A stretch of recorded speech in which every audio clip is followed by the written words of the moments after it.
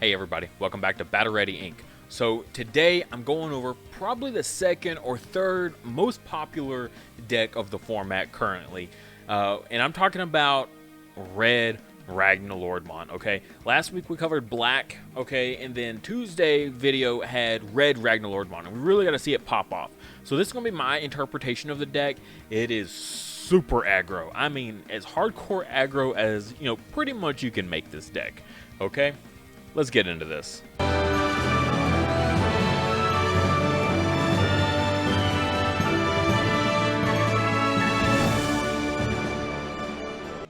Also, don't forget that this week is the last week to get Koromon here, the memory counter. These are all handmade by my wife. Friday is the last day to get in on that. So that's going to be our April Patreon reward. All right, so if you're interested in getting one of those sent to you, shipped, everything covered, including into the Patreon, make sure you go and check that out, because once they're gone, that's it. So very, very cool. I love these little guys. They're very, very nice. They got a nice flat bottom to them. Super, super adorable. They go great for any kind of game mat that you got. Like I said, this is a super aggro build, okay? A lot of my choices here are with the intent of going into Ragna as fast as possible before my opponent has the chance to build up anything. Other things in the meta right now are like Shine Greymon, which is a little bit slow to ramp up, so you really want to outpace those decks. Once Shine gets built up with like 4 Tamers on the field, like that's it, okay? They're in the zone now, so you really need to like ramp up before they can get to that point. Other decks like Rookie Rush, it's fast. It's literally in the name Rush, so you got to be able to keep pace essentially with Rookie Rush, and that's kind of what the whole idea of this is. So just jumping right into it, we have the eggs here. You could honestly argue cutting it down to just the 4 and not really be a big deal. 5 eggs is typically what you want for a more grindy game. And I love the Koromon. Honestly, Koromon just keeps making a comeback in all of my red decks at least, bumping him back up to 4, because your idea is that you're going to be getting into your Ragnaloardmon, right? So you're going to go all the way up into that 7. So Koromon's pretty much always going to be live on top of or underneath him. So loving the Koromon. An alternative that I did see, if you watched Tuesday's video, was the LadyDevimon, because the one of the 2 level 6s gives Ragna piercing. So that this essentially amplifies your Ragna to have plus 2k instead of just the plus 1k. The only time I think this ever could come up, though, is literally against Omnimon. So if you're not playing against Omnimon, which is kind of honestly fallen down in the meta quite a bit, honestly like 4th or 5th now, which is really sad because it's like my favorite deck. But yeah, so this only really comes up against that one deck. So you want to bump your 14 up to a 16k, and that's it. But it was a very interesting option, just because, very good chance that your Ragna will have piercing.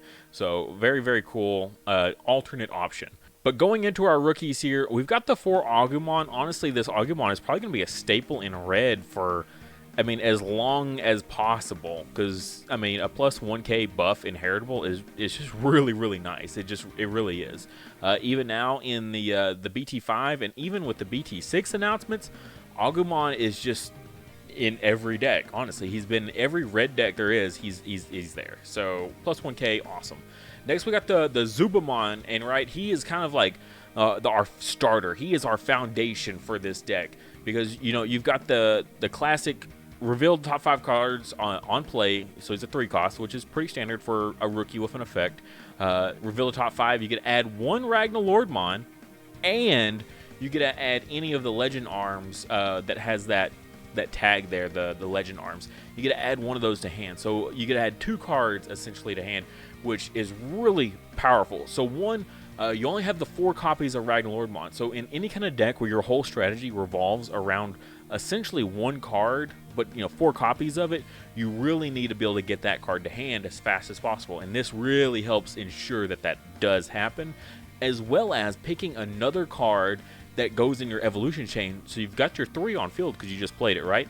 Now you're looking for your level 4s, your level 5s, and your level 6s. So whatever is in your hand, whatever you're short on that you need to go into next. So if you don't have any level 4s in your hand, you say you don't have any of them, you know, you want to be able to go into your 4 next on top of the Zubamon.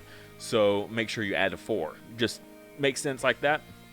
So yeah, just go into, just grab whatever it is that you need. And that's so nice. It makes the deck so much more consistent having this ability with the searcher like this. And top 5 cards is a lot. So many others don't have top 5. It's either top 4 or top 3. Most of it's all top 3, so having top 5 is really, really powerful. Next up for our rookies, I'm running the 2-drops. I thought about it, and ultimately it kind of came back to I really like the play cost of 2.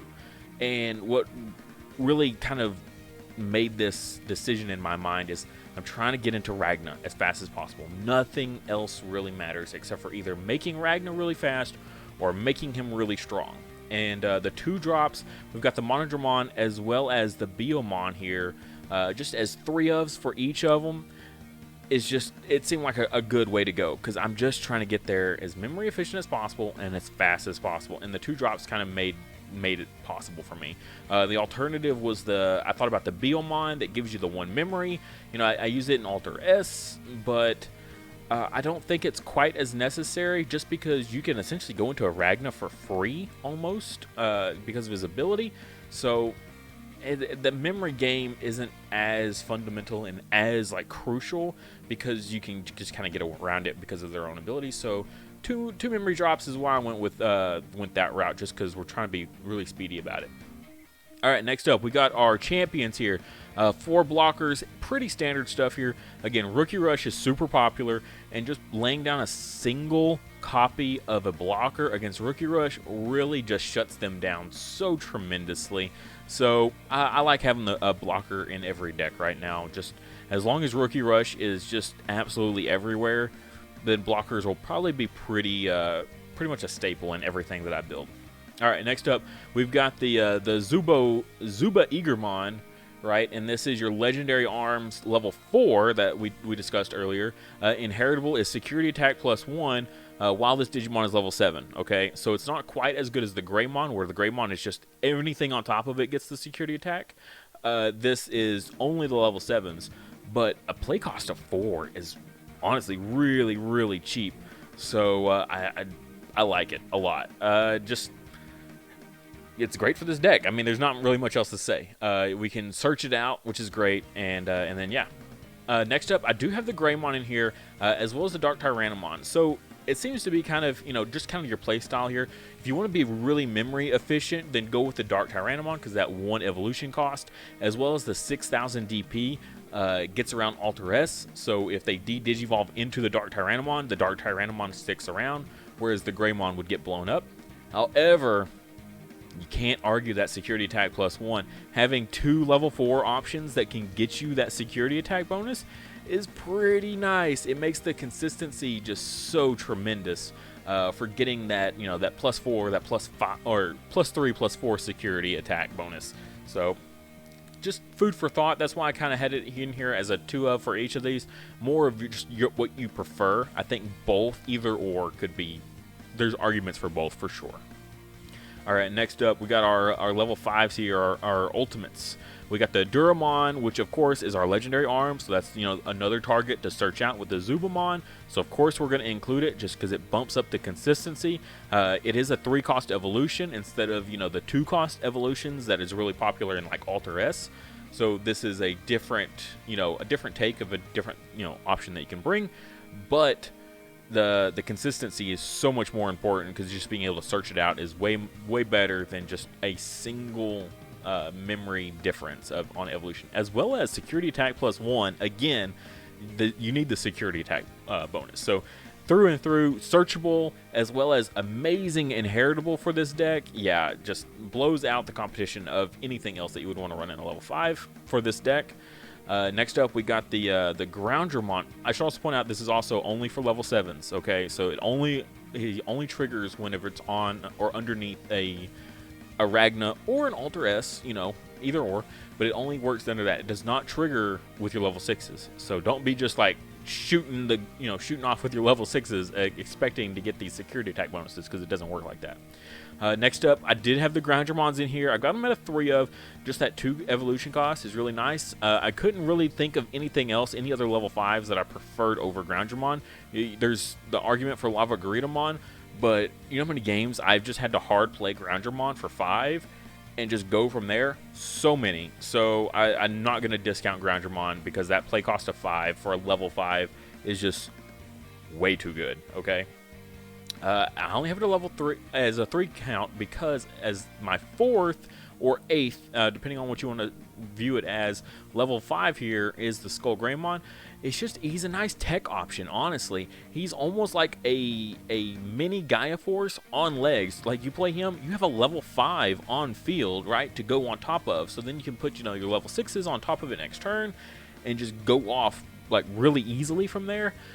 And yeah, like I said, mini Gaia Force. There's so many blockers right now being used. Again, yellow's very prominent in the meta, so being able to take out the blockers in yellow to get into their security, really good. Just other decks, other Ragnaloardmon decks, because this level 6 over here gives blocker as an inheritable. Black Ragnaloardmon is super popular as well, decently popular at least. He's very popular at my locals. And so just being able to nuke a blocker is really, really cool. So just in there as a tech option, if you don't think he's worth it, you could drop him and go back up to 4 Groundramons just as easily. Either one works.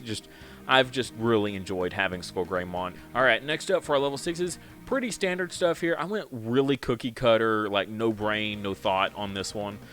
Just 4 and 4 of your 2 legendary arms. Again, searchable, so add the one you need off the Zubamon when you have to play it, and one gives piercing, one gives blocker. I mean, that's honestly can't really argue, one way or another.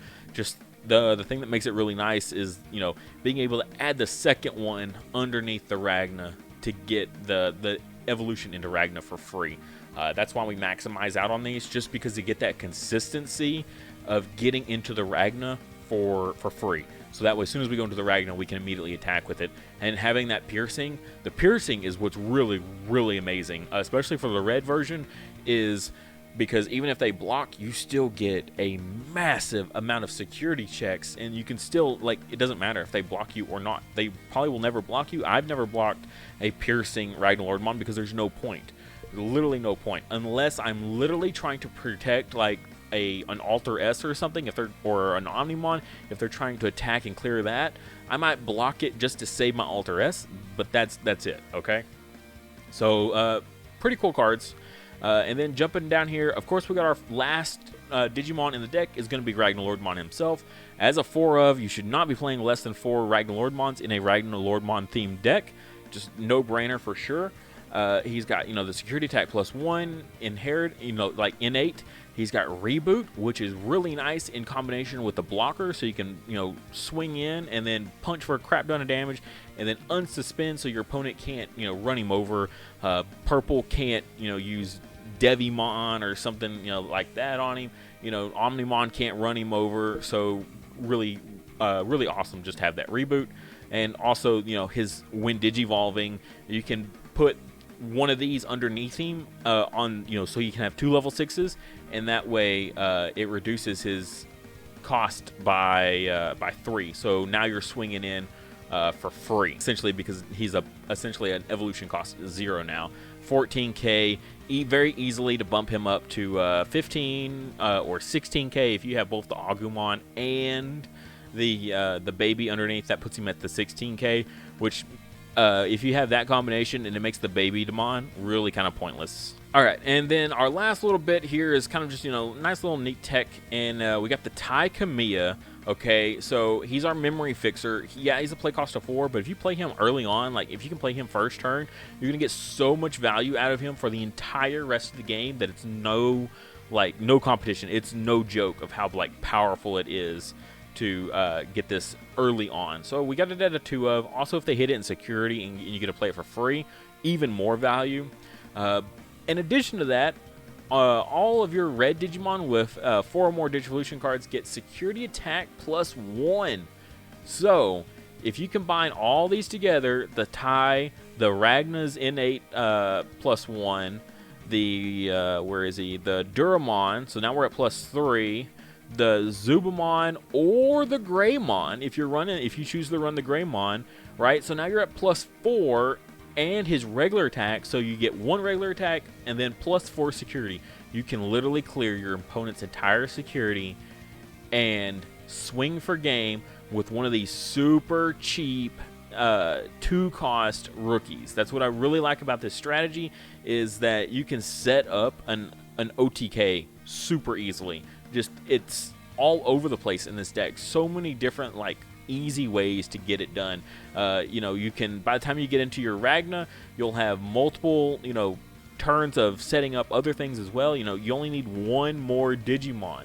So even your blocker here, you know, say you set on that blocker there, you know, played a 2-cost and then Digivolved into the Cordramon for 2, so that's 4 memory spent, and now you've got this Cordramon that's been sitting there the whole game protecting you, and swing for 5 with the Ragna, and then boom, now you get a swing for game with the blocker. It's a very easy, like, straightforward combination, thanks to the tie. The tie really just sets it up, because that putting you at 3 every turn is in great combination with your level 6s. So you've got your level 5s out here, and then Digivolve for 3, put you at 0 onto your level 6s, and now Digivolve into your Ragnaloardmon, putting one of the other ones underneath him. So that's essentially a 0 evolution cost. So you go from level 5 into Ragna, and it's still your turn because of the tie, always making sure you're at 3. And now you get a swing for 5 security, and then punch for game with some, you know, other random that you have on field. The tie really just helps make sure you're set up really nicely. And then lastly, we've got 2 Gaia Force. If you're playing red, you know, there's no harm in at least running 2 Gaia Force. 4 has been super cloggy. I've cut 4 out of pretty much all of my decks at this point. I'm at least down to 3, but in this deck, you know, the name of the game is speed, okay? You're trying to get into your Ragna as fast as possible, so you don't need to be super reactive. So the Gaia Force down to 2, the single Skull Greymon, you know, they're just there in case of emergencies, but honestly, you should be playing so fast and just steamrolling so quickly that these 2 probably won't even need to come up if you're decently lucky and getting the right combination early on. If you have to, you know, draw it out just a little bit, it is nice to have the tech options in there between these 2 to really capitalize on the deck. And just to buy you a little bit more time. You don't need much, so the deck works so fast that, like I said, you don't need much time, but in case you do, they are there. And that's the deck. I hope you guys liked it. If you have any thoughts on it, please let me know in the comments. You know, let me know, as well as let other players know, so that way, in case I miss something, you know, and you want to add in another, like, tech option that works really awesome in the deck, definitely let us know, because if it's a really good, you know, comment, I always will pin it, so that way other players can see it immediately as well. Thank you guys so much for watching. If you enjoyed this video, please like and comment, as well as subscribe if you haven't already. If you enjoy this type of content, I try to put it out as much as possible, so definitely subscribe. Also, if you really enjoyed the content, check out my Patreon. I have a link in the description below for it. You can get access to my Discord server, as well as if you're a Dragon Village M fan, account takeovers where I help you out with your account. If you're a Digimon fan, I've got monthly giveaway, well, not even giveaways, I've got monthly merch that's specific to Patreon, stuff like memory counters, custom made. This is the baby form of Vmon here. There's going to be more in the works also, so lots of memory counters, all kinds of awesome Digimon merch. So definitely check out that tier, and if you're just all out crazy, there's other tiers if you're that dedicated. As well as check out my Teespring. I've got awesome merch there, you know, official Battle Ready Ink merch. Awesome phone cases for you Digimon fans out there. They've got them for iPhones as well as Samsungs, so they are super sweet. If you've seen the last Digimon movie, that's where these are from. I had a friend of mine custom make these so that way they fit perfectly on these phone cases. They look super good, so definitely check those out. But at the end of the day, if you can't do any of that, just like I said, like the video, that helps a ton, and subscribe. It doesn't hurt, but it helps me. So that's what's the real benefit. And as always, I'll see you next time.